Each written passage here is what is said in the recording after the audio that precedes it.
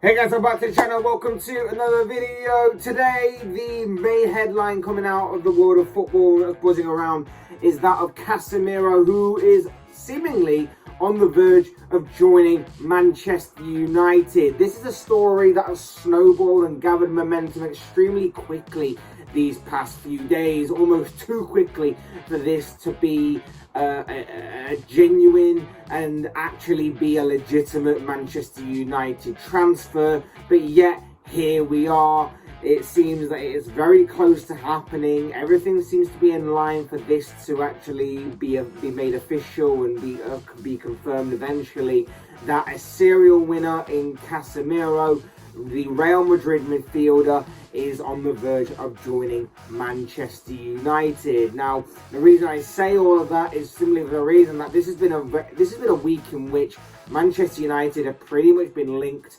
with every single footballer under the sun. It's been this weird media frenzy of stories and throwing out about 10 to 12 different stories a day in which a new footballer is randomly linked with Manchester United in this weird sort of scattergun approach of I'm gonna stick a name, I'm gonna stick my hand in a hat and draw out a name, and that's gonna be today's story, or this is gonna be this hour's story, and we'll do the same again another hour, or whatever it may be. It's just been a completely random week for Manchester United in which it's been woeful and bizarre, and you've seen that this sort of rebuild, if you like, has sort of gone completely AWOL, and I think a lot of that was obviously down to the whole Frankie de Jong deal being the heart and soul and the centre of this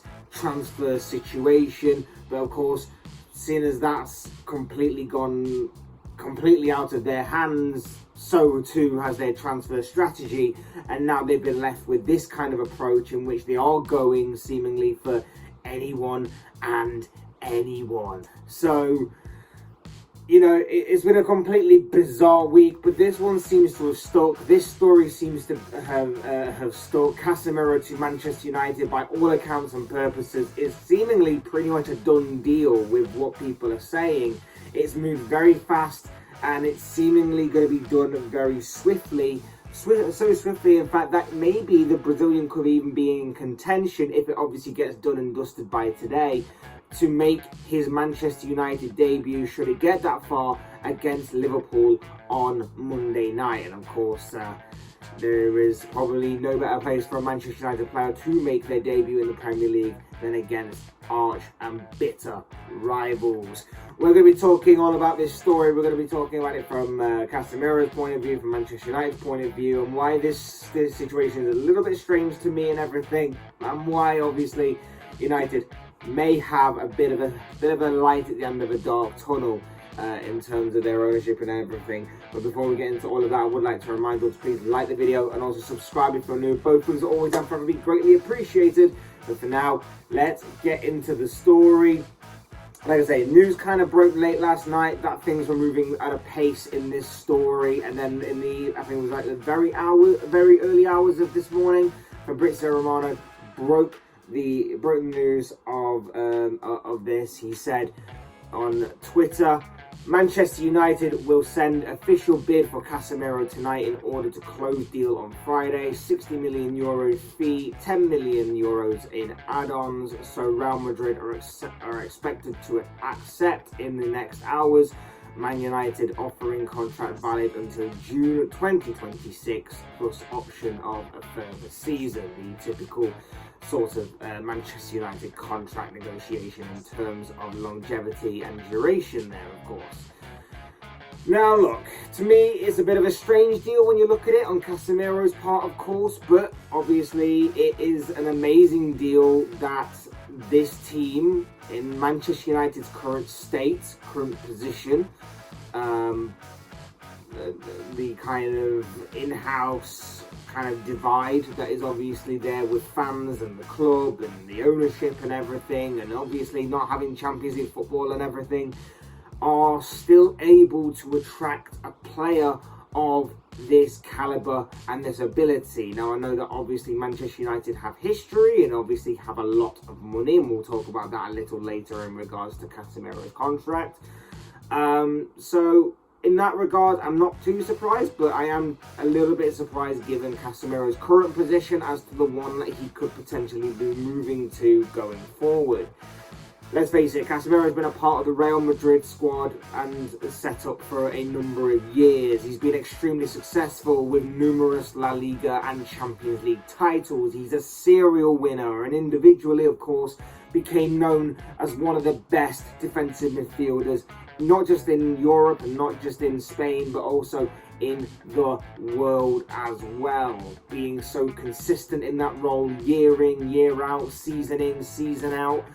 Showing tremendous discipline at reading the game, having fantastic positional awareness, as well as being like a proper general in the middle of the pitch, a real leader, in having such great qualities in that kind of area as well. So he's definitely a fantastic signing for Manchester United. There's no doubt about it.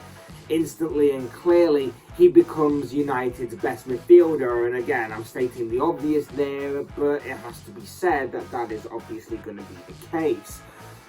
But because like I say, the bar isn't exactly raised that high there already. You look at the players that they have there already, and I bet even tempting Robbie Savage out of retirement could easily raise the bar of quality at Manchester United with someone like his addition to that squad, for example. But they're getting an even better addition, of course, in Casemiro, if obviously everything is to get across the line, given the green light, so on and so forth. Of course, for United, based solely off the player himself, if you were to take the player himself as an individual asset to look at, this is a quality signing. All of the attributes that I've talked about and all the traits and abilities that I've talked about of Casemiro and what he possesses and what he brings to a squad are exactly what Manchester United have been crying out for a number of years in that midfield, but particularly for a defensive midfielder, that is definitely a position that they've been looking to strengthen and have genuine quality in for some time, or at least a player that works very well within that role. Casemiro fits the description, fits the bill in that regard.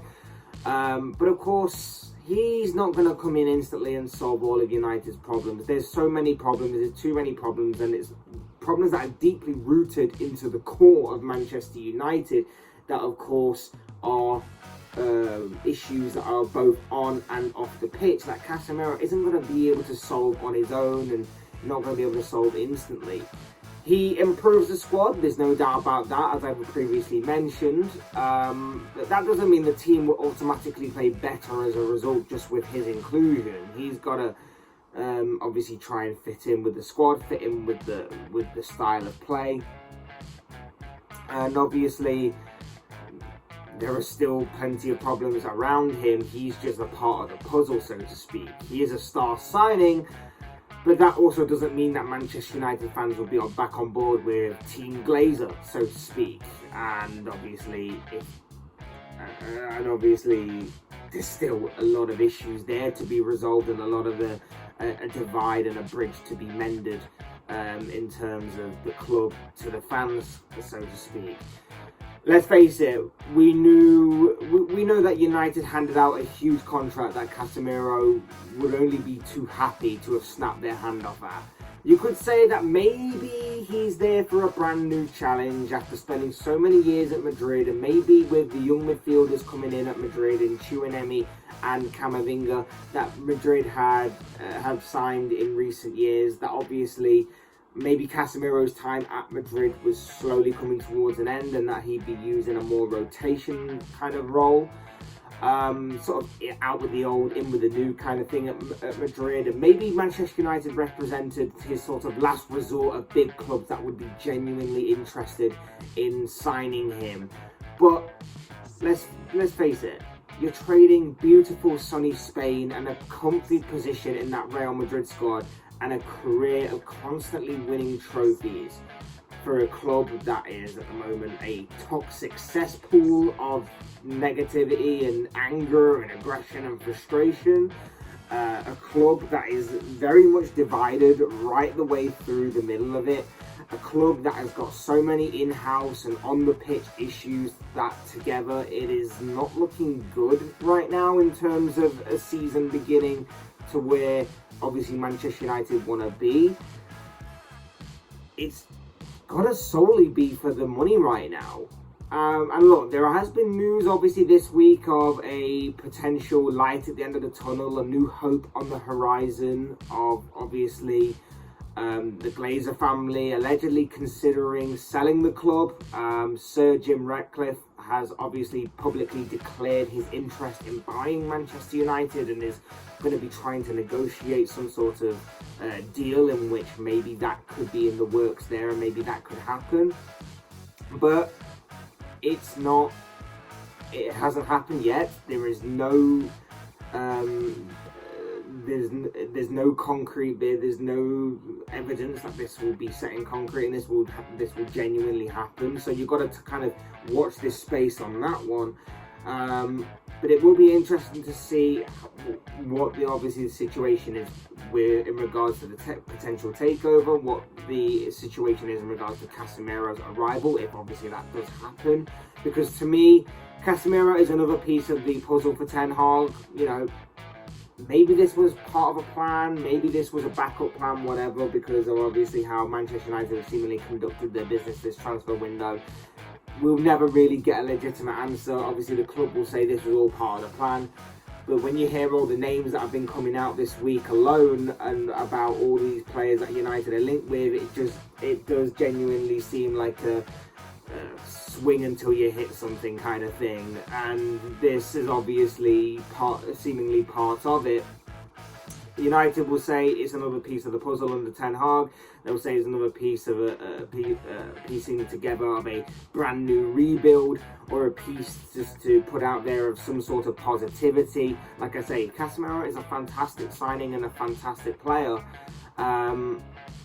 I don't think the United fans, or too many of them, will be fooled this time by this kind of positive change.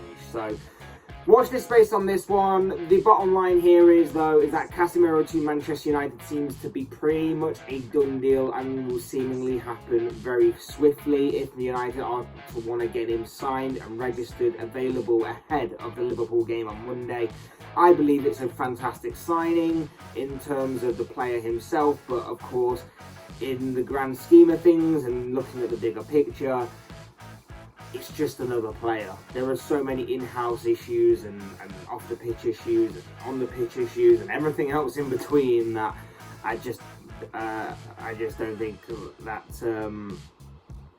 obviously he's going to be the guy to solve it, and there's still a long way to go for Manchester United, that they shouldn't get too distracted, or their fans, if I'm to be neutral in this, shouldn't be too distracted by a brand new shiny transfer in Casemiro, should this obviously go ahead. But those are of course the only thoughts, comments, opinions, predictions, feelings, whatever you want to call it. This guy, I want to know what you guys think. What did you make of this big news story that Casemiro could be on his way to Manchester United very soon? I'd love to know your guys' thoughts, your comments, opinions, predictions, feelings, whatever you want to call it, down below in the comment section. I'm sure it'll make for interesting reading. Otherwise, hit that like button on the way out if you enjoyed the video. Subscribe if you're new and want to see more content like this. Both things are always and forever greatly appreciated. And as always, thank you all so much for watching and listening. I've been Fletch. This has been another Fletch Talks video. And I'll see you all again soon in another video.